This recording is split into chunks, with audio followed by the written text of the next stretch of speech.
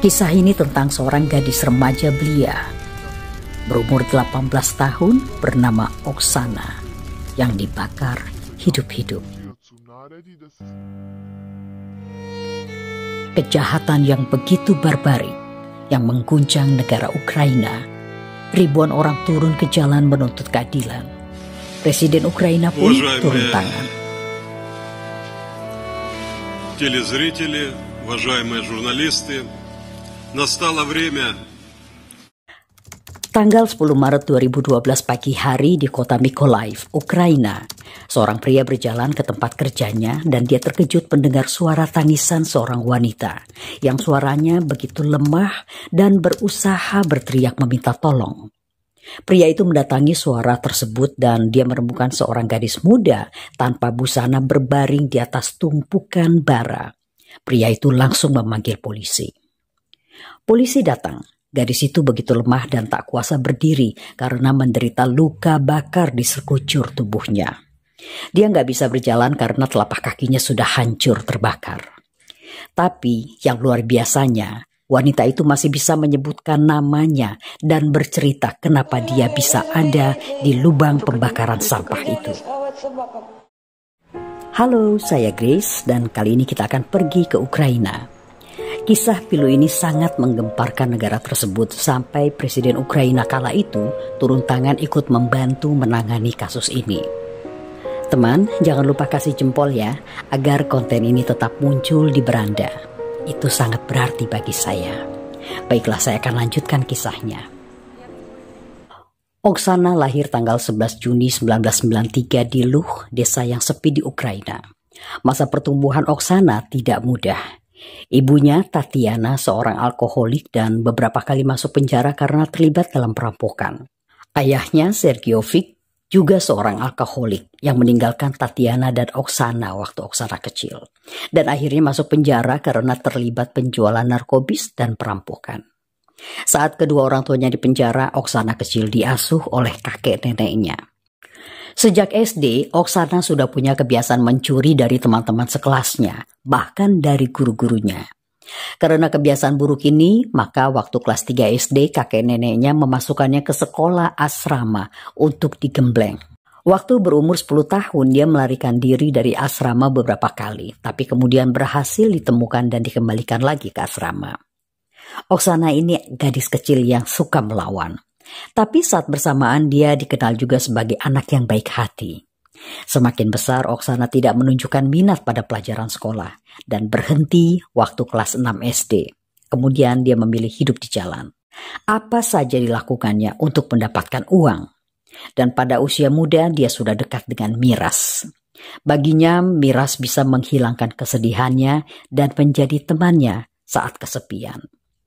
Dia sering hangout di Cafe Rybka di kota Mykolaiv dan dia mendapatkan teman-teman baru di sana. Bartendernya juga sudah nggak asing lagi baginya. Tanggal 9 Maret 2012 seperti biasa dia meluangkan malamnya di sana. Dia minum sekaleng bir dan segelas jus. Dan pada pukul 1 malam, 3 anak-anak muda, Maxim, Artem, dan Yevhen, masuk ke kafe dan duduk di dekat Oksana. Gadis itu melihat mereka, lalu dia ikut bergabung di meja mereka. Tampaknya Oksana kenal ketiga orang itu. Namun apa yang terjadi? Ketiga pemuda itu terus-menerus mengisi gelas Oksana hingga gadis itu mabuk berat. Bartender yang memperhatikan keadaan Oksana khawatir. Tapi ketiga pemuda itu bilang mereka akan membawa Oksana pulang ke apartemen Maxim.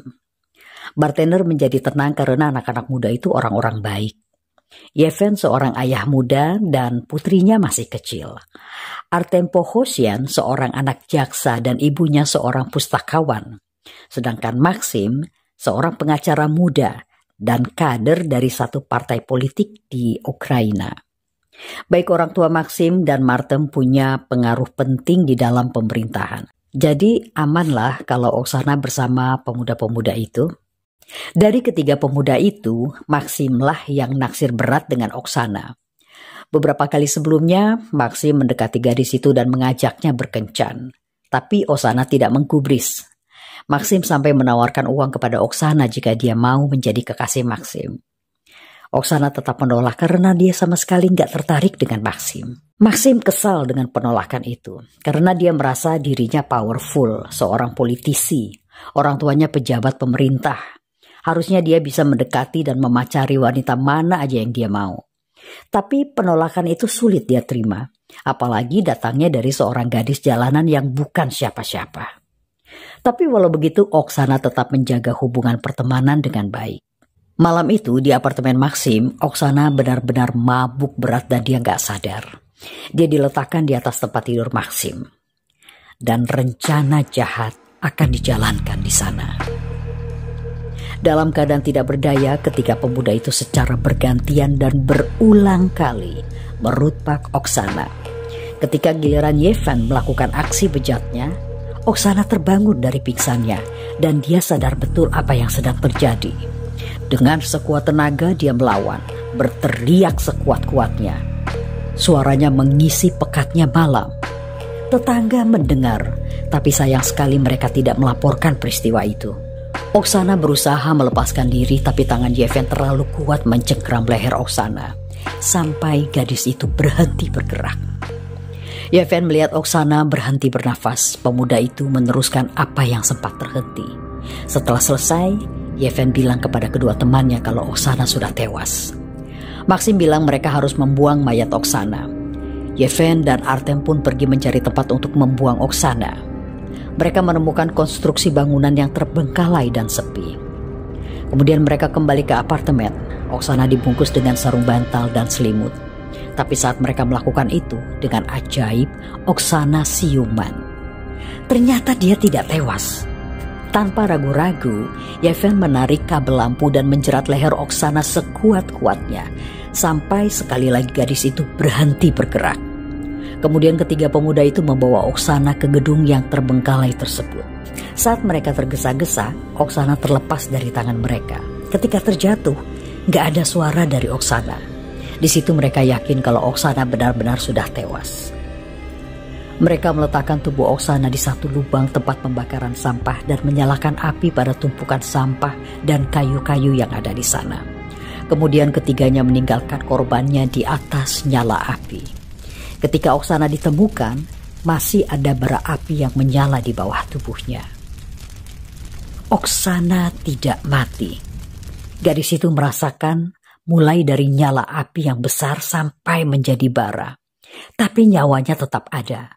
Dan tetap punya kemampuan menceritakan apa yang dia alami yang dilakukan Maxim, Yevhen, dan Artem.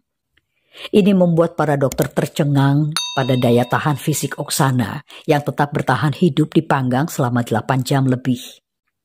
Organ bagian dalam tubuhnya bahkan sudah rusak karena matang dari suhu panas yang selama 8 jam membakar tubuh Oksana.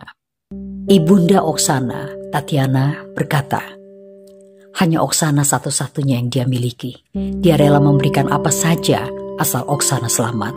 Kulitnya, hatinya, ginjalnya, apa saja yang dibutuhkan Oksana. Sementara polisi bergerak cepat menangkap Yevhen, Artem, dan Maxim. Hari itu juga, tanggal 11 Maret, polisi membawa ketiganya ke kantor polisi. Tapi hari itu juga, Artem dan Maxim dilepaskan lagi dengan jaminan. Beberapa anggota polisi yang menjadi jaminannya. Itu tentu saja berkat campur tangan orang tua Artem dan Maxim, yang adalah pejabat. Sementara Yevhen, yang orang biasa-biasa saja, tetap mendekam di dalam tahanan. Pembebasan Artem dan Maxim membuat Tatiana kecewa dan marah. Bukan dia saja yang seperti itu. Ribuan massa turun ke jalan-jalan, bukan cuma di kota Mykolaiv saja, tapi juga di kota-kota lain seperti di Kharkiv, Lviv, dan Odessa. Media juga mengkritik polisi dengan mengatakan ini kejahatan besar yang dilakukan oleh anak-anak pejabat dan pejabat itu sendiri. Kasus Oksana menjadi begitu besar di Ukraina sampai mendapat perhatian dari presiden kala itu, Viktor Yanukovych. Viktor pun membentuk tim investigasi dan bersama mereka pergi ke kota Mykolaiv. Alhasil, hari itu juga tanggal 11 Maret, Artem dan Maxim kembali diamankan dan 4 oknum polisi yang membebaskannya dipecat. Esoknya tanggal 12 Maret dokter mengamputasi tangan kanan dan kaki Oksana karena infeksi luka yang sangat parah. Seorang miliarder Ukraina dan anggota parlemen Renat Akhmetov juga menawarkan bantuan untuk memindahkan Oksana ke Donetsk Burn Center dan juga membayar seorang ahli bedah dari Swiss untuk menangani Oksana. Gadis malang itu pun dipindahkan ke sana. Dokter mengumumkan kalau keadaan Oksana semakin menurun. Begitu banyak masyarakat dengan antusias mendonorkan darah mereka agar keadaan Oksana semakin membaik. 3 hari setelah amputasi kaki dan tangan, Oksana jatuh koma dan harus mendapat alat bantu pendukung hidup karena kondisi yang semakin memburuk. Gagal organ, peradangan di otak, pendarahan di paru, dan semua itu akhirnya membawanya pada kondisi jantung yang berhenti bekerja. 2 minggu lamanya Oksana berjuang di ICU. Tim dokter tak berhenti berjuang, dan pada tanggal 29 Maret jam 7.30 pagi, Oksana dinyatakan meninggal dunia. Presiden Yanukovych dan Perdana Menteri Mykola Azarov termasuk orang-orang pertama yang menyampaikan bela sungkawa. Tidak kurang dari 10.000 orang melakukan unjuk rasa sebagai tanda solidaritas kepada Oksana, korban kebrutalan anak-anak muda. Mereka membakar manekin untuk mengingatkan bagaimana Oksana menderita di atas nyala api. Mereka menuntut penegakan hukum yang adil bagi Oksana. Bahkan seorang anggota parlemen, Hennady Sadriko, berteriak hukuman mati harus diterapkan kembali dan berlaku bagi siapa saja, gak peduli status sosialnya, baik itu orang biasa maupun pejabat pemerintahan. Oksana hanya berumur 18 tahun. Dia dipakaikan pakaian putih dan dipasukkan ke peti berwarna putih, satu tradisi di Ukraina ketika memakamkan seorang gadis muda. Tidurlah dalam damai, Oksana. Pengadilan terbuka mulai digelar tanggal 24 Mei 2014. Selama persidangan, Maxim mengklaim bahwa hubungan intim dirinya dengan Oksana malam itu dilakukan atas suka dengan suka. Tidak ada paksaan apalagi dengan kekerasan. Maxim dan Artem berkata bahwa Yevgenlah yang meruda paksa dan menjerat leher Oksana dengan tangannya dan kabel lampu. Sidang berjalan 5 bulan dan pada tanggal 27 November 2012, hakim memutuskan kalau ketiganya bersalah atas semua dakwaan, menculik, rutpak, dan menghilangkan nyawa. Yevgen menerima hukuman seumur hidup, Maxim 15 tahun dan Artem 14 tahun. Ketiga orang ini berkali-kali meminta banding tetapi tidak dikabulkan. Buat saya sih hukuman yang dijatuhkan itu sangat ringan ya untuk kejahatan yang begitu brutal dan sadis. Tapi ya gimana, Ukraina sudah menghapus hukuman sejak tahun 2000. Semoga kita semua dijauhkan dari peristiwa yang mengerikan ini. Baiklah, sampai di sini kisah kali ini. Buat yang baru gabung, kiranya tergerak untuk mensubscribe channel ini dan please bantu jempolnya, share agar channel ini bisa semakin berkembang. Dan tulis pendapat kalian ya atas kasus ini. Terima kasih banyak sudah tune in sampai selesai dan kita jumpa lagi di kisah yang lain.